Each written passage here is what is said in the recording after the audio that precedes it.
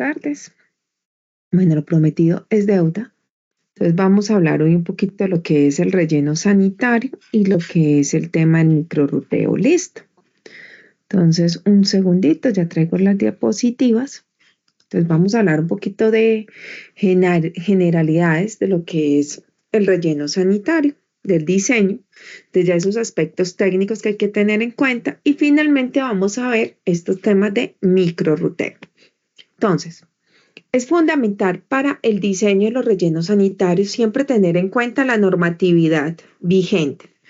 Adicionalmente, una vez se ha verificado esa normatividad, lo que se procede a hacer es hacer un estudio preliminar y esa selección del sitio. Entonces, en ese orden, en ese estudio preliminar se hace el análisis de la ubicación, se evalúa esa accesibilidad, esa distancia a las zonas pobladas, el acceso a al transporte. Recuerden que al relleno sanitario o este centro de disposición final van a llegar esos camiones que transportan, que hacen esa recolección. Listo. Adicionalmente, se debe verificar todos esos permisos, esos estudios ambientales, ese análisis de suelo, geología, hidrología, los permisos y que se haya dado ese cumplimiento normativo. Fundamental involucrar a la comunidad, chicos. Como vimos en videos anteriores, por ejemplo, en el caso de Doña Juana, nadie quiere un relleno cerca. Sin embargo, esa evaluación social, ambiental y económica no la podemos dejar fuera. Como ustedes vieron en el Excel que elaboraron, se debe tener esa caracterización de los residuos, conocer claramente lo que es la cantidad, la composición, esas características, estimar la vida útil de mi relleno. ¿Por qué necesitamos hacer esta caracterización? Porque al tener la caracterización, sabemos cuáles rellenos sí van a mi disposición final y qué cantidad se genera. Ya con estos datos de la caracterización del residuo, ya sé dónde es, ya conozco mi población, empiezo a hacer mi diseño técnico. Debo conocer, como ustedes vieron en ese Excel que ustedes iban desplazando, empiezo a evidenciar, el tamaño que requiero, la capacidad de la estructura, esos sistemas de recolección y el tratamiento de lisiviados es fundamental. Cuando no tratamos, chicos, los lisiviados, realmente nos sometemos a una contaminación de suelo, contaminación de fuentes hídricas que puedan estar cerca. Entonces es algo que es bastante complejo y que obviamente se hace fundamental. El sistema de captación y control de gases, como vimos en la clase pasada, ustedes se dieron cuenta de que estos gases, estos residuos, todo esto puede tener, en otros países hacen una serie de tratamiento, aprovechamiento de esto, lo cual realmente nos lleva,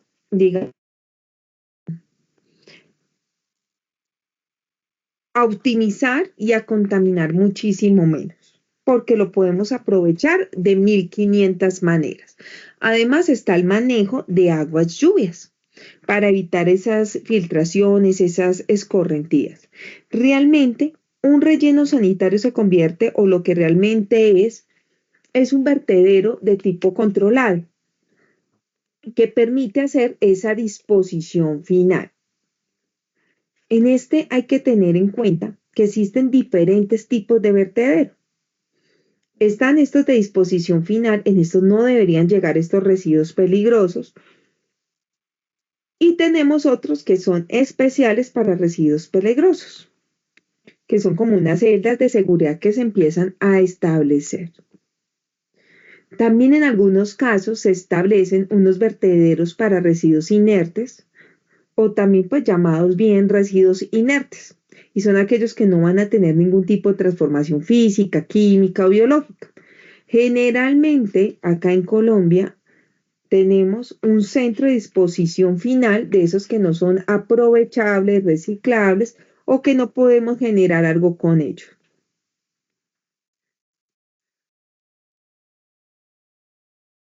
Cuando ya hablamos de esa parte operativa, es fundamental tener en cuenta de que estos camiones deben llegar a un punto, un área específicamente designada para la descarga, una zona donde va a haber una compactación, una cobertura, cómo va a ser ese manejo. Esto va acompañado de un manual, de ese plan de manejo que asegura la operación y eficiente, qué parte se va a ir cerrando, clausurando o en qué etapas se va a dar esta operación, garantizando siempre un control de tipo ambiental y de seguridad.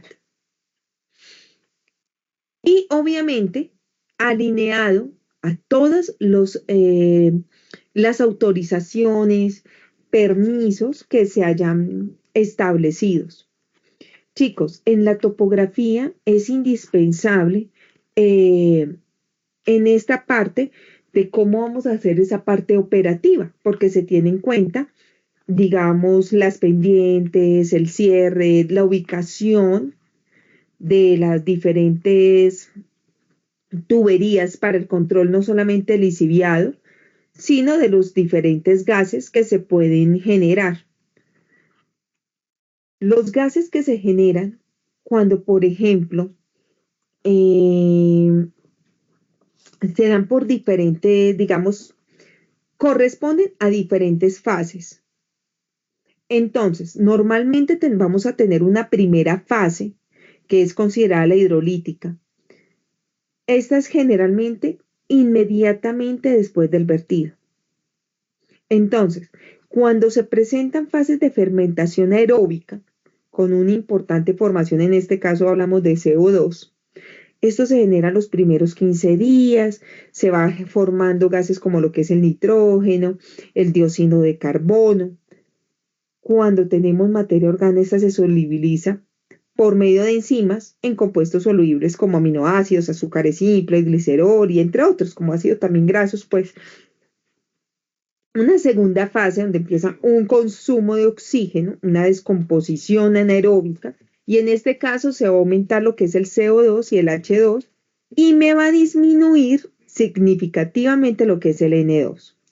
En la tercera fase se da esa descomposición anaeróbica y disminuye CO2, H2 y me aumenta metano, CH4, chicos.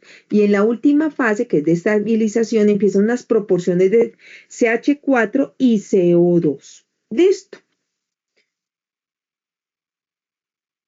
Recordemos, acorde a lo que vimos la clase pasada, que en esa producción de metano, de biogás, perdón, vamos a generar significativamente metano y CO2.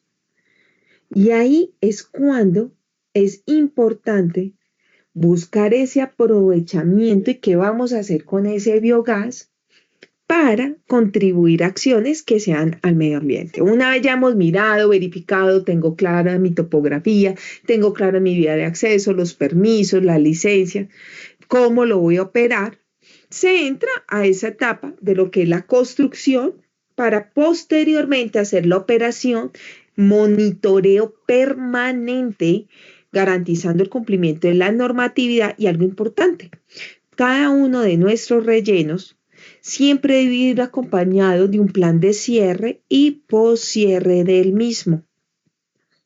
Esto acorde a la normatividad, porque una vez lo culminamos, lo cerramos, ¿qué va a ocurrir? Recuerden el caso, por ejemplo, de Moravia en Medellín, donde sencillamente las personas, en ese caso era un botadero, pero que una vez fue tapado, sin ese contenido, se generó un barrio de invasión y generó una problemática ya de tipo social bastante grande. Ahora hablemos del microrruteo. El microrruteo hay unos pasos, chicos, que es bastante sencillo. Siempre que vamos a hacer un microrruteo, vamos a establecer una ruta, es fundamental conocer.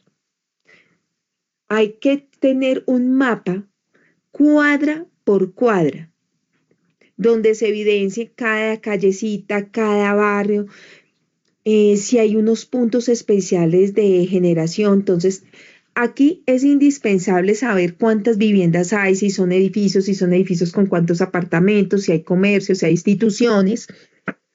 para poder ir identificando realmente qué va a ocurrir en cada uno de mis recorridos. Adicionalmente, hay unos puntos o unos productores especiales, deben estar también claramente delimitados. Se necesita conocer el ancho de la vía, el sentido de estas, porque recuerden que tenemos un vehículo que se...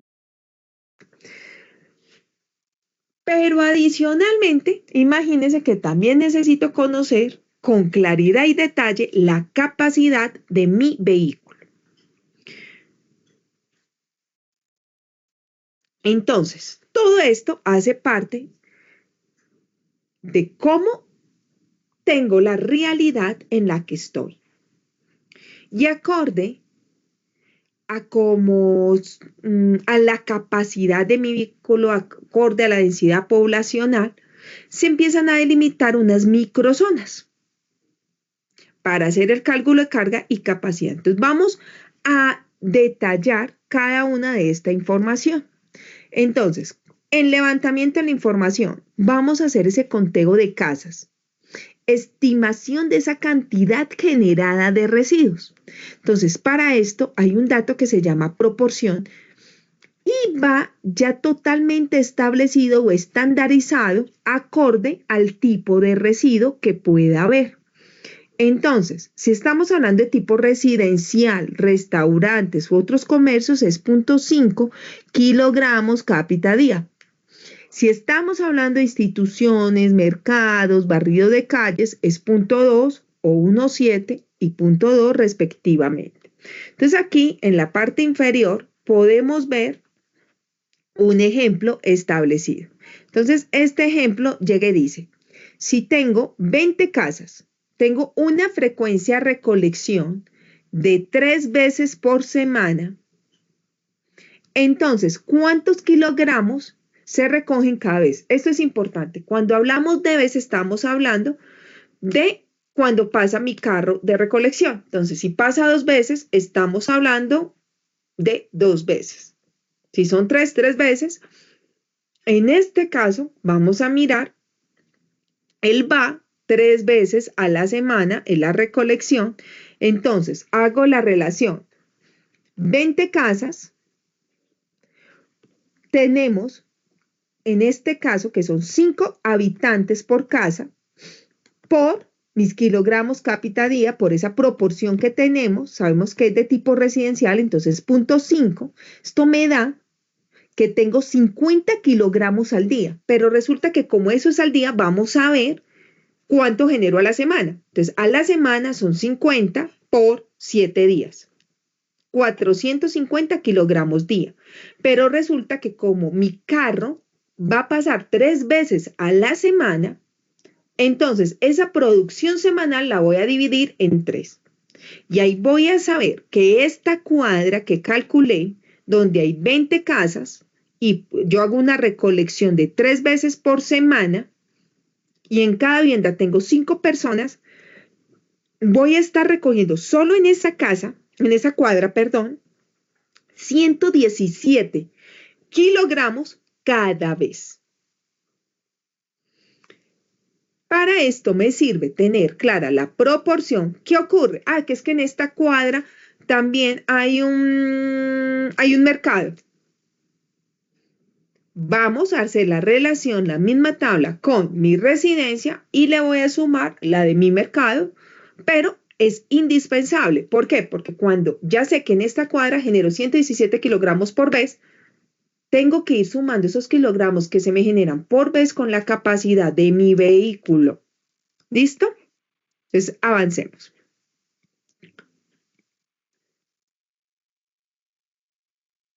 Estas son algunas de las problemáticas que se generan cuando no está. Entonces, listo. 2. Identificar esas fuentes importantes de generación, como les comenté. Si no identifico, la afectación y el cálculo va a quedar errado. Entonces, vamos a suponer, tengo una oficina gubernamental. Como es una oficina, en esta está el conocimiento que genera 300 kilogramos cada vez. Pero en caso de que no sepamos la cantidad de residuos, debemos calcularlo. ¿Cómo? Como lo hicimos ahorita. Entonces te dicen, ay, aquí hay una oficina. Entonces, ahí lo que debemos hacer, ya tenemos aquí la tabla de proporción, aquí la tenemos. Entonces dicen que si es institucional es 0.2. Entonces vamos a suponer que esta va a ser de esa naturaleza. Debo averiguar el número de empleados. Con el número de empleados, con la proporción que ya conocemos, con la frecuencia y los números de la semana, podemos calcular. Entonces, 500 empleados los multiplico por mi proporción, por 7 días que tiene la semana, dividido el número de veces que se genera una recolección. Esto para esas fuentes distintivas al hogar. Una vez ya tengo esto, es fundamental verificar la cantidad de residuos. Siempre debo tener certeza para evitar errores. Si yo me equivoco con mi número de residuos, chicos, esto es gravísimo, porque entonces puede que el camión no se me llene y tenga un pedazo de la ruta en la cual no va a ser productiva, el camión va a llegar vacío y no se optimiza, o puede ser que la capacidad del camión no alcance para cubrir todos los residuos que debería cubrir. Entonces, el punto A, por eso es tan indispensable, verificar y tener certeza de la cantidad de residuos. En segunda instancia, lo que vamos a hacer es mirar esas rutas de recolección. Entonces, si ya existe una ruta, vamos a dibujar la ruta que tenemos. Si no existe, pues esto es lo que vamos a construir. Entonces, aquí vamos a diferenciar dos conceptos, mi recorrido productivo y mi recorrido muerto. Mi recorrido productivo es aquel recorrido mediante el cual se está llevando a cabo la recolección. Entonces, en las cuadras en que mi camión recibe residuos es un recorrido productivo. Pero si es un recorrido en que solo mi camión pasó para desplazarse o lo está usando para llegar al punto de disposición final, ese es un recorrido muerto. Donde no lleve a cabo la actividad es un recorrido muerto. Entonces, si ya existe la ruta y si la estoy diseñando, en la misma manera voy a calcularlo. Entonces, para yo saber o tener claro la longitud de mi recorrido productivo y el muerto, es muy fácil. Miramos la proporción, ya sea mi recorrido productivo sobre el recorrido total, que el total es productivo más muerto, y para saber el de mi recorrido, digamos, muerto, es el muerto sobre la longitud total. Así sucesivamente nos damos cuenta, digamos, esa proporción de cada uno de estos. Entonces aquí hay un ejemplo. Si tengo un recorrido productivo de 20 kilómetros y un recorrido muerto de 10, entonces para conocer la proporción de este va a ser 20, en el caso pues del productivo, sobre 30, que me da 0.67. Fundamental. Si yo estoy diseñando mi ruta o estoy rediseñando, yo debo mirar varias alternativas. ¿Qué es fundamental? Entre más se acerque esa proporción de mi recorrido productivo sobre el recorrido total a 1, significa que mi ruta es más eficiente. Estos son los símbolos o ese simbolismo que debemos manejar cuando dibujamos un microrruteo. Entonces, mi recorrido productivo, que es aquel que estoy llevando a cabo la recolección, lo voy a esquematizar con una flecha continua. Pero si mi recorrido es muerto, voy a hacerlo con una línea discontinua. Los apartamentos los vamos a graficar con un recuadro amarillo con el número adentro indicando cuántos apartamentos hay. Si son negocios, es un recuadro rectangular rojo indicando cuántos negocios. ¿Por qué esto es importante? Porque ya teniendo en cuenta cuántos negocios hay, cuántos apartamentos, el número promedio de personas en que pueden haber en cada uno de estos, recuerden que busco mi proporción y puedo conocer el número de residuos. instituciones de carácter diferencial con un recuadro azul. Igualmente, ese número adentro me indica es la cantidad. No significa que, por ejemplo, todos los apartamentos son un recuadro amarillo con el 16. No, si hay 5 apartamentos, en vez del 16 tendría un 5 y así sucesivamente para cada uno de los casos.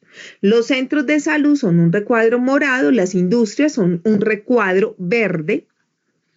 El sentido de las vías van a ser una flecha como esta.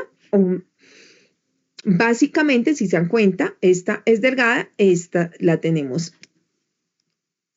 en 2D. Y en esto, lo que son las calles que no tienen acceso, se hace un achurado café.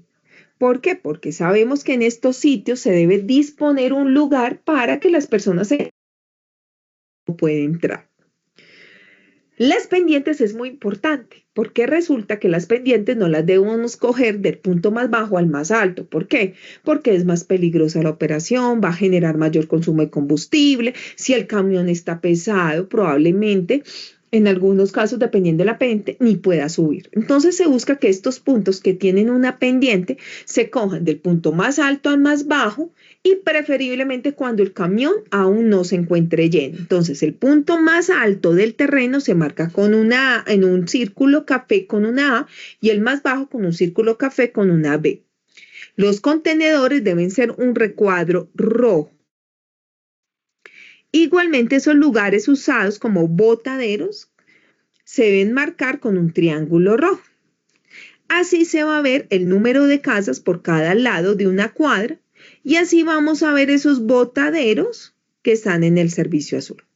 Esto es fundamental para poder interpretar de manera unificada un plan. Entonces, como vimos ahorita, vamos a ver las tareas de recolección. Ya sabemos cómo vemos los recorridos productivos, vemos cómo los tiempos muertos, los recorridos muertos y cómo saber qué tan productivo es mi recorrido acercándose el factor A1.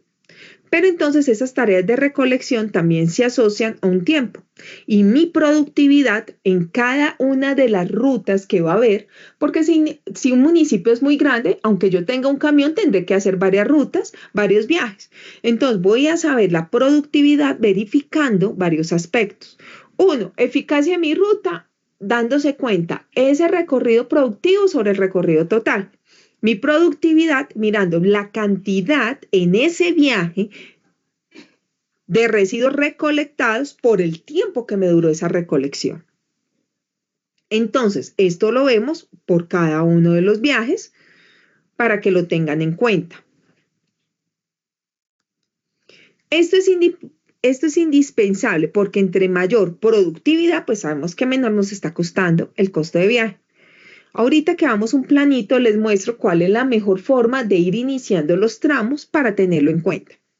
Entonces, si ya existe una ruta o tenemos alternativas, entonces, ¿cómo podemos diagnosticar, digamos, la conveniencia de esa área de recolección y la eficiencia de la ruta?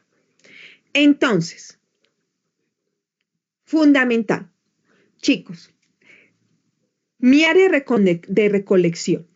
Entonces, una proporción óptima, que significa que estamos bien, debe darme entre 0.9 y 1.05. Entonces, tengo la cantidad recolectada de residuos por cada vez, kilogramos por vez. Y tengo la capacidad de mi carro recolector. Si me da entre 0.9 y 1.05, significa que da exactico, mi camión va súper bien. Pero si, por ejemplo, me da un 1.6, el camión no va a ser capaz. Está superando la capacidad de mi camión y probablemente entonces se requiere otro viaje. Si, por ejemplo, me da un 0.6, es muy bajo. Estoy perdiendo casi un poquito menos de la mitad de la capacidad del camión en esa área de recolección. En estos casos, mi área de recolección para esa ruta no está acorde. Esa relación me debe dar preferiblemente 0.9, teniendo, digamos, un margen de adaptación hasta 1.05. Listo. Cuando estamos rediseñando, entonces ya sabemos si ya existe y vamos a mirar y tengo que ajustarla. Vamos a verificar cada uno de los aspectos que ya vimos. Hay unos parámetros que es importante tenerlos en cuenta. Dentro de lo que yo debo buscar en mi diseño o en mi rediseño, según aplique, es tener el menor número de recorridos muertos. Si tengo múltiples viajes, debo evitar que los camiones tengan que pasar mucho por la misma cuadra. Es diferente si es que es la única entrada del pueblo para la distribución. Obviamente ya son condiciones de fuerza mayor, pero si los puedo evitar, eso va a ayudar a optimizar esos recorridos productivos. El inicio de la ruta debe estar cercana al plantel y final también al sitio de disposición. ¿Qué significa? Que cuando yo debo iniciar buscando ese punto lejano a mi centro de disposición donde voy a llevar todos estos residuos. Cuando mi camión esté pasando, no debo pensar recoger solo la manzana del lado derecho o solo la manzana o mi cuadra del lado izquierdo. En lo posible, pues la idea es que de una vez se aproveche y se tomen residuos de ambos lados.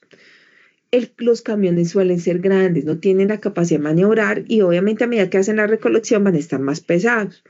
Por ello, es fundamental evitar totalmente hacer vueltas, ya que son peligrosas, afectan el tráfico y van a generar mayor congestión. Los horarios hay que evitar que sean en horarios pesados para que se facilite. Hay zonas inclusive donde estas recolecciones se hacen en la noche. No se debe ingresar a callejones y salidas. Se debe poner y estipular que se recogen, por ejemplo, en la esquina.